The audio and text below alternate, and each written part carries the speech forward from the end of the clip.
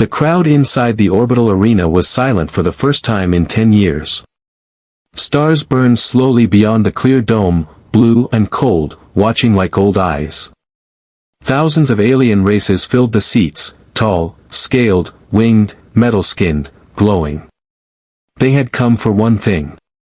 A duel. In the center platform stood Princess Zalith of House Carven, heir to the strongest empire in the spiral arm. She was tall, silver-skinned, with eyes like burning suns. Her armor was alive, shifting softly with her breath. In her hand was a plasma blade that had ended wars. Across from her stood a human. Just a human. His name was Ethan Cole. No armor. No weapon. Just a dark jacket, boots, and calm eyes. Many aliens whispered. Is this a joke? Did the humans misunderstand the rules? He will die in one strike. Zalith lifted her blade, its light humming through the arena. I, Princess Zalith, she said, her voice strong and clear, invoke the right of honor. This human insulted my house by refusing to kneel. He must duel, or be erased. All eyes turned to Ethan. The human ambassador had begged him not to come. The council had warned him. Earth had no fleets here. No backup. No power. But Ethan had still walked forward. Slowly. Calmly. He looked very small on that wide platform. The ancient referee drone floated closer. Human Ethan Cole. Do you accept the duel? Ethan looked at Zalith. He did not look Zalith frowned. What are you doing, human? Preparing a trick?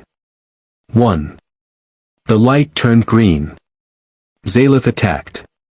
She moved faster than thought. Her blade cut the air, aimed straight for Ethan's chest. One clean kill. The crowd leaned forward. But Ethan did not dodge. He did not block. He stepped inside the strike. And wrapped his arms around her. The blade passed harmlessly behind his back. The arena exploded into noise. What? Did he lose his mind? Is this a human weapon? Zalith froze. Her body locked in shock. No one had ever touched her like this. Not in battle.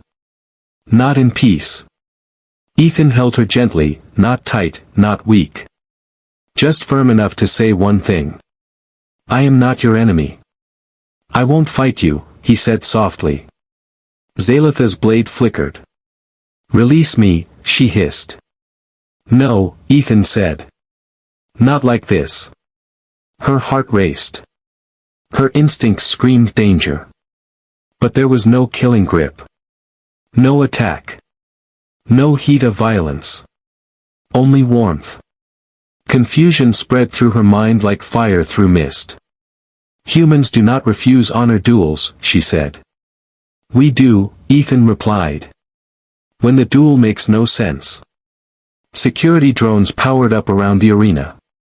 The referee shouted. This is a violation of. Stop. The word came from Zalith's mouth. The drones froze. The crowd fell silent again. Zalith slowly lowered her blade. She could feel his heartbeat through his chest. Fast, but steady. He was afraid, but he stayed. Why? She asked quietly. Why insult my house? Why refuse to kneel? Why stand here unarmed? Zalith stared at him. This human had walked into death, and offered kindness instead. You know, she said slowly, that my people may demand your execution for this. I know, Ethan said. And yet you still did this? Yes. Why? Ethan thought for a moment. Because, he said, if your empire and mine are ever to meet as equals, someone had to be brave first. Something inside Zalith cracked. Not anger. Not pride. Something old. Something forgotten. The crowd began to whisper again, but differently now. Did the human win? There was no strike. She stopped the duel. The elder council members watching from above leaned forward. Zalith turned to the referee drone. "The duel is concluded," she said. "Result?" the drone asked. She looked at Ethan. Then she did something that shocked the galaxy. She bowed. Not low. But real. "I declare," she said, "that the human has defeated me." The arena erupted. Ethan's eyes widened. "Wait, what?" "You faced death without hate," Zalith said. "That is a strength my people forgot." She stepped closer to him. "Human Ethan Cole," she said, her voice softer now, "you have challenged my understanding of honor." Guards rushed forward. The council shouted questions. News feeds across the galaxy lit up. Ethan had come to face a duel. Instead, he had changed a princess. And as Zalith looked at him, really looked at him, she realized something that scared her more than any enemy. This human had not tried to conquer her. He had reached her. And the galaxy would never be the same. The celebration did not last. By the time Ethan and Princess Zalith left the arena, the Empire was already moving against them. The corridor outside the duel platform was long and cold. "You should not have bowed," Ethan said quietly as they walked. "I didn't mean to shame you." Zalith stopped. The guards halted too, hands near their weapons. "I did not bow because of shame," she said. "I bowed because I lost." Ethan frowned. "But I didn't fight." "That is why you won," she replied. She looked at him in a way he did not understand yet. "In my empire," she continued, "there is a law older than our stars. It is called the bond of challenge." Ethan felt a chill. "That sounds serious." "It is deadly," Zalith said. They resumed walking. "When a royal is defeated in a formal challenge," she explained, "the victor earns a claim." "A claim to what?" Ethan asked. Zalith did not answer at once. Instead, the doors ahead opened into a wide chamber filled with floating symbols of law and history. Elder counselors waited inside, 12 of them, ancient and powerful. Their eyes locked on Ethan like hunters. "Princess Zalith," one elder said, his voice like stone grinding stone. "You ended the duel without blood." "Yes," she replied. "And declared defeat." "Yes." A low murmur spread through the chamber. The elder turned his gaze to Ethan. "Human. Do you know what you have done?" Ethan stood straight. "I stopped a fight." The elder's eyes burned. "You claimed a royal bond."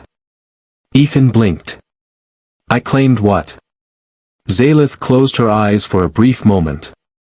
"The bond of challenge," she said softly, "binds the defeated royal to the victor. Not as a slave.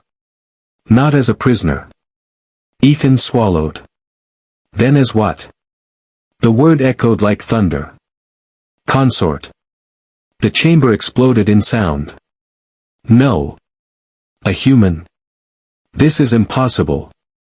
Ethan took a step back. "Hold on, this is a mistake. The law exists to prevent weak rulers," Zalith said. "This human showed strength without violence."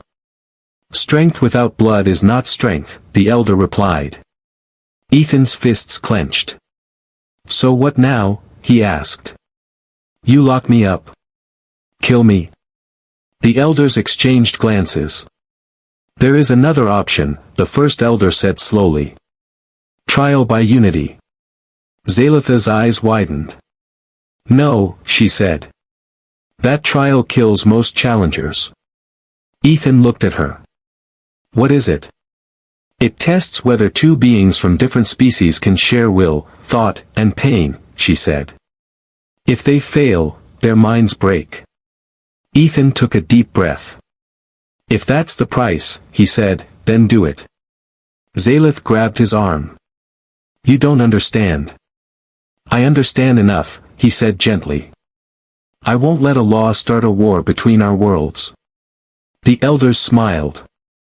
"Prepare the unity chamber," they said. The Unity chamber was alive. Its walls pulsed like slow-breathing lungs. Light flowed like water across the floor. At the center stood two stone platforms facing each other. Zalith removed her armor piece by piece, her movements slow and careful. Ethan watched, feeling awkward, unsure where to look.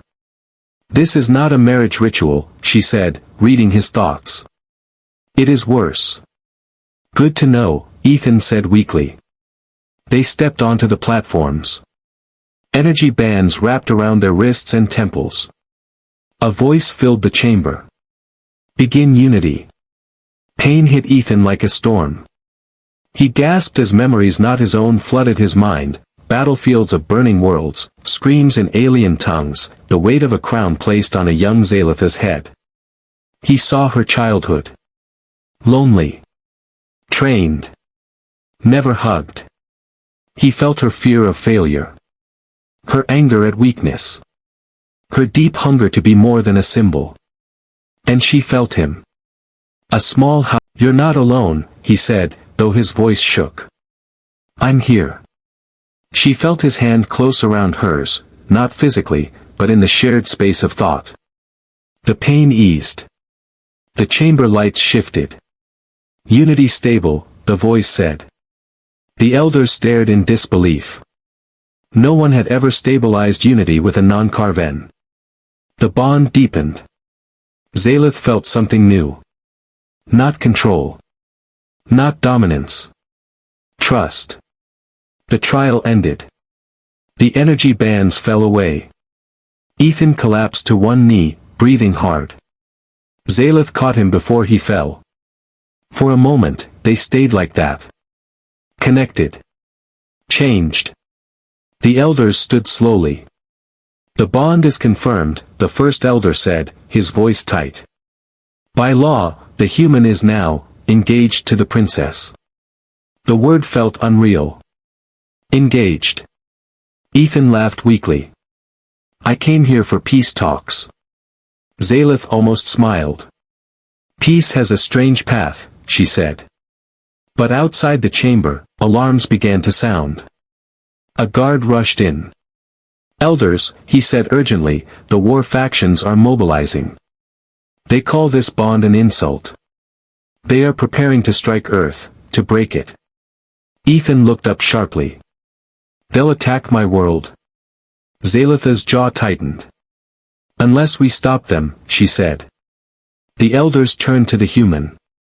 "Your people are weak," one said. "Why should we risk our empire for them?" Ethan stood. Bruised. Tired. But unbroken. "Because," he said, "if you break this bond with war, you prove that violence rules you. Not honor." The chamber was silent. Zalith stepped to his side. "And because," she added, "if you touch Earth, you will face me. A princess. A human. Bound by law. Hunted by tradition." Across the dark edge of the Carven system, thousands of battleships aligned like blades pointed at Earth. Their engines glowed red, ready to burn space itself. Generals waited for one command. Break the bond. Erase the human. End the shame. On the command deck of the flagship Iron Judgment, Princess Zalith stood in full armor once more. Not ceremonial. War ready. Ethan stood beside her, wearing a simple human uniform. No weapons. No rank. Just choice. "They won't listen to words," Ethan said quietly as he watched the fleet form. "I know people like this." Zalitha's jaw tightened. "My people believe fear keeps order." "It doesn't," Ethan said. "It just delays change." An elder appeared on the holodisplay.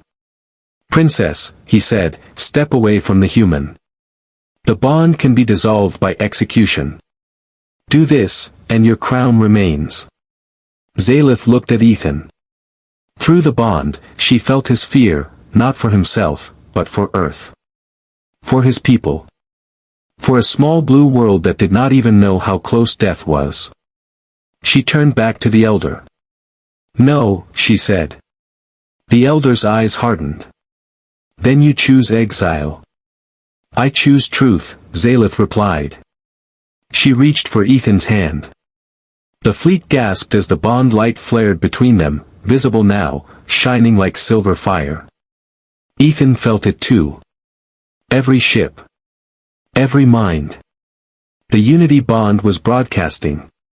What are you doing? Ethan whispered. Showing them, Zalith said, what they forgot. She opened the channel. All Carven, her voice echoed across the fleet, you were taught that strength is taken by force. That honor is proven by blood. Images flooded the shared channel. Zalitha's memories. Her endless we are not weak, he said. We just learned something early. Violence ends battles. It does not end wars. A general roared. You dare teach us? Ethan nodded. Yes. Silence followed. Then something impossible happened. One ship powered down its weapons. Then another. Then dozens. Not all. But enough. A war leader screamed, ordering fire. Zalith moved instantly. She stepped in front of Ethan. And lowered her weapon. I will not fight you, she said to the fleet. If you want war, you will have to kill your princess first. Ethan felt her resolve like steel. He did the only thing he could think of. He hugged her. Right there. On the command deck. The bond flared brighter than ever. The image spread across every screen. A human. An alien princess. Holding each other in the face of annihilation. The war leader froze. Memories he did not know he had surfaced, his own childhood, his first fear, the first time he was told kindness was weakness. His voice broke. Stand down, he whispered. The fleet obeyed. Weapons went dark. Engines cooled. The war ended without a single shot. Weeks later, the galaxy was still talking. Earth and the Carven Empire signed the Treaty of Open Hands, the first alliance built without threat. The bond of challenge was rewritten. Victory would no longer mean ownership. It would mean responsibility. Ethan stood in a quiet garden on the Imperial world, stars glowing softly above. Zalith joined him, no armor this time. Just simple robes. So, Ethan said, smiling slightly, and for the first time in its long history, it learned a strange new truth. That sometimes, the strongest act in the universe is not a blade, not a fleet, not a throne, but a hug.